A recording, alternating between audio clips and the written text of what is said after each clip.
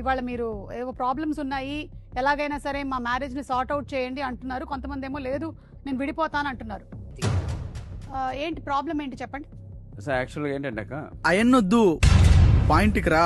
ఆదాయానికి మించి షాపింగ్ చేస్తుంది అక్క. అమ్మా నువ్వేం చెప్తావు దీని గురించి? నేను అందంగా కనబడాలంటారు, షాపింగ్ చేయనివ్వరు.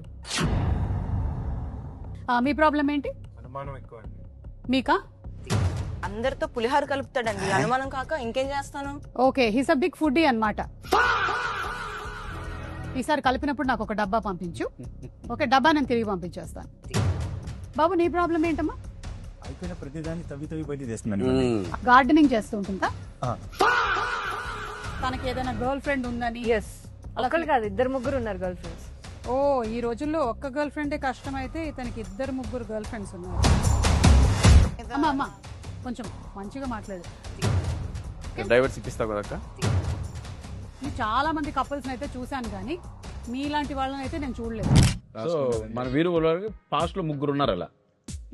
ఆ 3 కాదని ఇప్పుడు ఒక ఆవిడని చేసుకున్నారు. ఇది ఇంట్లో చూసినట్టే అంతే అండి. ఏముంది డైవర్స్ ఇంకోటి చేస్తున్నారు. అంత ఈజీగా చారు పెట్టుకున్నట్టు చెప్తారేమిటండి? ఈ సినిమాలో అలాగే ఉంటుంది అక్క, మాట్లాడితే డైవర్స్. చిన్న చిన్న విషయాలకి కూడా డివోర్స్ కి వెళ్ళిపోతూ ఉన్నారు. డైవర్స్ వెళ్ళిపోతే పర్లేదు అక్క, కుక్కర్ లో ఉడకబెడుతున్నారు, డ్రమ్ముల్లో పెడుతున్నారు, మా ఇంట్లో కూల్ డ్రింక్ ఇస్తున్నారు. కుక్కర్ లేదు.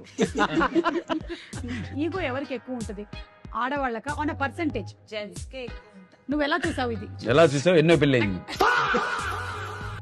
మా డాడీ కూడా చాలా ఈగో ప్రాబ్లం, మేల్ ఈగో. కలిసే ఉన్నారండి వాళ్ళిద్దరు ఇప్పుడు?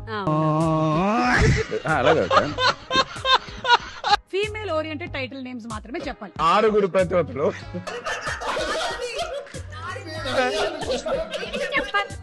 ఈ గేమ్ క్యాన్సిల్.